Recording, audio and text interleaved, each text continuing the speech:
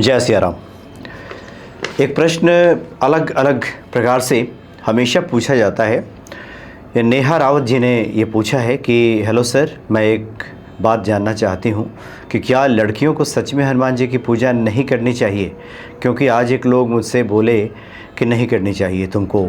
मैं बहुत परेशान हूँ तब से, क्योंकि मैं उनको अपना बड़ा भाई मानती हूँ, उनके बिना नहीं रह पाऊँगी। अब इन्होंने लिखा है, किसी ने मना कर दिया कि आप लड़की हैं इसलिए हनुमान जी की पूजा नहीं कर सकते। बड़ा एक प्रसिद्ध लाइन है कि मैं अकेले ही मज़े में था, मुझे आप किस लिए मिल गए।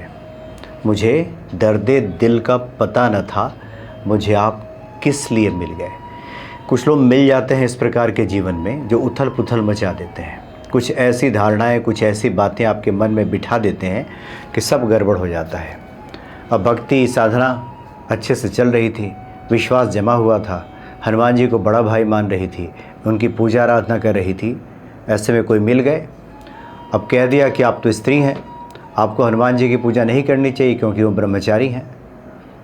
बाकी अन्य देवताओं की पूजा इसलिए करनी चाहिए क्योंकि सबका विवाह हो गया है। अब ये तर्क समझ से परे है कि जो ब्रह्मचारी देव हों उनका स्त्रियां क्यों ना पूजा करें, और जो सांसारिक देव हैं, मतलब जिनका विवाह हो चुका है, जैसे प्रभु राम, भगवान कृष्ण, भगवान विष्णु, भगवान शिव, इनकी पूजा स्त्रियां करेंगी तो गड़बड़ नहीं होगा, ब्रह्मचारी देव की पूजा करेंगी तो गड़बड़ हो जाएगा। ये बातें तो तर्क से परे हैं। इधर तो कई वर्षों से हमने इस विषय पे, वैसे तो हमारा मत बिल्कुल स्पष्ट है, फिर भी हमने बहुत से संतों से बातचीत की, पूछा कि ये जो बातें आजकल बहुत फैलाई जाती हैं जहाँ तक कि स्त्रियाँ ऐसे ना करें वैसे ना करें, इसका क्या आधार है। तो सबने कहा कि ये सब परंपरा से चली हुई आ रही बातें हैं, अब किसने शुरू कर दी कोई नहीं जानता, कोई शास्त्रीय इसका प्रमाण नहीं है, कहीं कुछ लिखा होगा नहीं है कि स्त्रियां पूजा ना करें। दरअसल पुरुषों के मनोविज्ञान को समझना होगा, इसके पीछे पुरुष मनोविज्ञान काम करता है।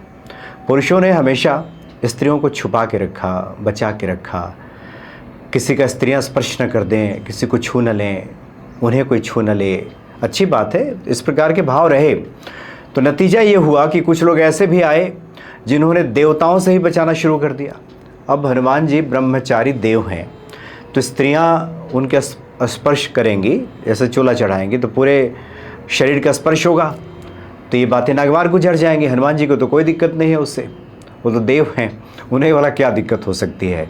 और स्त्री पुरुष का भेद तो इधर है, बाकी परमात्मा के दृष्टि में तो सब जीव हैं।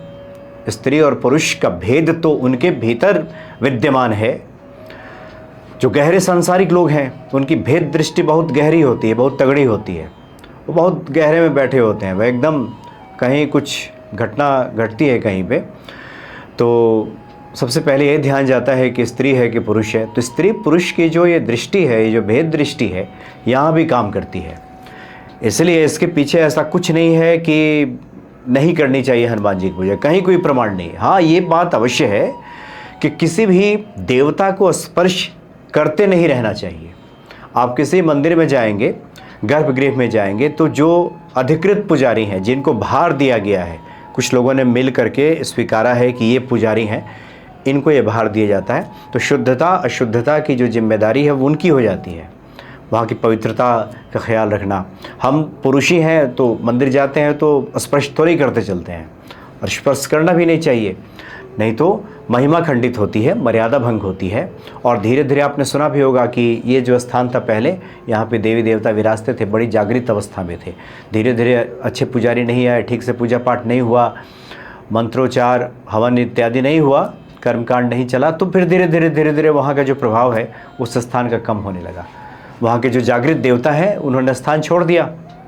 एक पंडित जी बता रहे थे, महात्मा जी, कि जो हनुमान जी का विग्रह हम लोग मंदिरों में देखते हैं, पूजा पाठ करते हैं, कभी न कभी वो हनुमत चेतना उतर जाती है उस प्रतिमा में, उस विग्रह में। बस तो प्रतिमा विग्रह वही है, लेकिन उनकी चेतना भी उतर जाती है, कभी न कभी आती ही आती है वो चेतना। और जहाँ ज़्यादा पूजा पाठ, सात्विकता का ध्यान रखा जाता है, पवित्रता का ध्यान रखा जाता है, वहाँ पे जागृत चेतना ज़्यादा रहती है। तीर्थ स्थलों की महिमा इसीलिए ज़्यादा है। या कहा जाता है कि पुराने मंदिर में आप जाएंगे पूजा करने तो वहाँ आप विशेष, वहाँ का जो प्रभाव है आपको दिखाई देगा। लेकिन धीरे धीरे कुछ इस प्रकार के लोग वहाँ पे आ जाएं जो नियमों का ख्याल ना रखते हों, ना मंत्र जानते हो, ना विधि जानते हो, खान पान उनके ठीक ना हो, तो धीरे धीरे धीरे उस स्थान की महिमा भी कम होने लगती है, देव विग्रह की महिमा भी कम होने लगती है, वहाँ का प्रभाव कम होने लगता है, वहाँ की जागृति कर। इसलिए किसी विशेष स्थान को आपने देखा होगा कि लोग जाते हैं कि हाँ मनोकामना पूरी होती है। का मतलब क्या हुआ कि वहाँ पे जो जागृत चेतना है ईश्वर की, वो ज़्यादा सक्रिय है वहाँ पे, और कहीं कहीं निष्क्रिय हो जाती है। इसलिए किसी को भी, स्त्री या पुरुष, ऐसे ही स्पर्श करते नहीं चलना चाहिए। कहीं भी गर्भगृह में घुस गए, मंदिर में चले गए, पंडित जी से झगड़ा कर दिया कि नहीं नहीं हम तो प्रतिमा छुएंगे, हम तो एकदम चरण स्पर्श करके ही मानेंगे। उस मंदिर के जो नियम हैं, जो व्यवस्था बनाई गई है, उसका पूरी तरह से पालन करना चाहिए, क्योंकि हर जगह एक व्यवस्थापक होते हैं। प्रभु राम जब जाते हैं पुष्प वाटिका में फूल तोड़ने के लिए, गुरु जी के लिए, पूजा के लिए, पूछते हैं, अनुमति मांगते हैं माली से कि हम आपके इस बागीचा में, चूँकि आप रखवाले हैं यहाँ के, हम आपसे अनुमति चाहते हैं, आपकी अनुमति के बाद ही हम प्रवेश करेंगे और वहाँ से पुष्प लेंगे और गुरु जी के पूजा में। तो क्या ज़रूरत थी, राम एक बार डांट देते, भाग जाता हूँ माली वहाँ से, तीर वीर चला देते, धनुष रखे थे, शस्त्रधारी है राम, सब हथियार है उनके पास। उन्होंने ऐसा नहीं किया, मर्यादा भंग नहीं किया। तो मर्यादा का ख्याल रखना चाहिए। इस अर्थ में आप कह सकते हैं कि स्त्रियों को शुद्धता अशुद्धता की स्थिति का ध्यान रखना चाहिए। 4-5 दिन की जो विशेष अशुद्धि की अवस्था होती है, वो तो बिल्कुल मंदिर भी नहीं जाना चाहिए। इसलिए नहीं कि कोई भेदभाव है इस प्रकार का, अशुद्धि। अब कोई पुरुष ही है, मीट मछली खा लिया, नहाया धोया नहीं, ऐसे ही जाकर के छूते फिर रहे हैं, हम पुरुष हैं, तो ये भी तो ठीक नहीं है। ऐसा भी वो भी खंडित करते हैं महिमा को, तो उन्हें भी ऐसा नहीं करना चाहिए। तो इसलिए पूरी तरह से इस बात को समझें, इसके पीछे परंपरा काम कर रही है। सुनी सुनाई ये सब बातें हैं। हनुमान जी के लिए कोई भेद नहीं है, कौन स्त्री कौन पुरुष, उनके लिए तो सिर्फ भक्त है। बल्कि स्त्रियों के प्रति तो विशेष कृपा बरसती है हनुमान जी की। माता सीता के प्रति तो वो नतमस्तक रहते हैं, कृतज्ञ भाव से रहते हैं।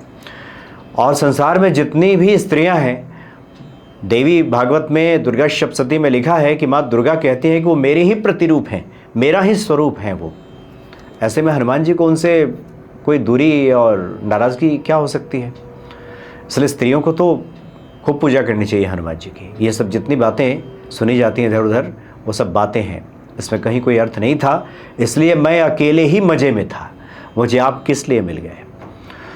बहुत लोग मिल करके सब खेल ख़राब कर देते हैं, ऐसे लोगों का ना मिलना ही ठीक है।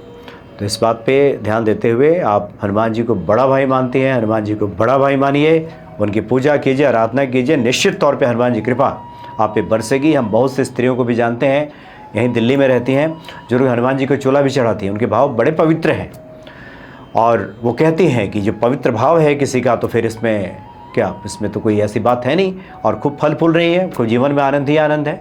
इसलिए ये जो बातें मन में बिठा दी जाती हैं, गलत धारणाएं बना दी जाती हैं, उन गलत धारणाओं का प्रतिफल गलत हो सकता है। कई बार उल्टी सीधी बातें दिमाग में पढ़ा दी जाएंगी और वही हमारा अवचेतन दिन भर विचार करेगा कि लगता है मैंने बड़ी भूल कर दी, बहुत बड़ी गलती कर दी हमने तो हनुमान जी को छू दिया, स्पर्श कर दिया, तो नाराज़ हो गए होंगे, अब कहीं मेरा बुरा ना हो जाए, कहीं ऐसा। दिन भर वही व्यक्ति चिंतन करेगा और वही फिर घटित हो जाएगा। अभी जीवेश मिश्रा जी जो पंडित जी हैं, उनके वीडियो उनकी चर्चा की गई है। वो कह रहे थे कि ये पूरा जो भक्ति है ये भावना प्रधान है, ये भाव प्रधान है। जैसे हमारे भाव बनते हैं वैसा ही हमारा प्रतिफल बनता है। जाके रही भावना जैसी प्रभु मूरत देखी तिन तैसी। प्रभु राम जब जाते हैं जनकपुर में तो किसी को प्रियतम लगते हैं, किसी को बहुत प्रिय लगते हैं, किसी को वो काल के समान लगते हैं, किसी को बड़े कोमल बालक दिखाई देते हैं। तो जिसके जैसे भाव, अगर कोई भगवान कृष्ण को अपने प्रियतम में ही स्वीकार करता है तो किसी को क्या आपत्ति हो सकती है। कोई हनुमान जी को अपना बड़ा भाई मनाता है तो कोई दिक्कत नहीं है। कोई सखा, कोई मित्र, कोई बंधु, कुछ भी बना ले, किसी रिश्ते में बांध ले। अब ये हनुमान जी ही जाने, ये बीच वाले तो ऐसी कोई जगह तो है नहीं बीच वालों की। इसलिए इस बात को समझते हुए आप हनुमान जी की भक्ति करते रहें। निश्चित तौर पे हनुमान जी कृपा करेंगे। जय सिया राम।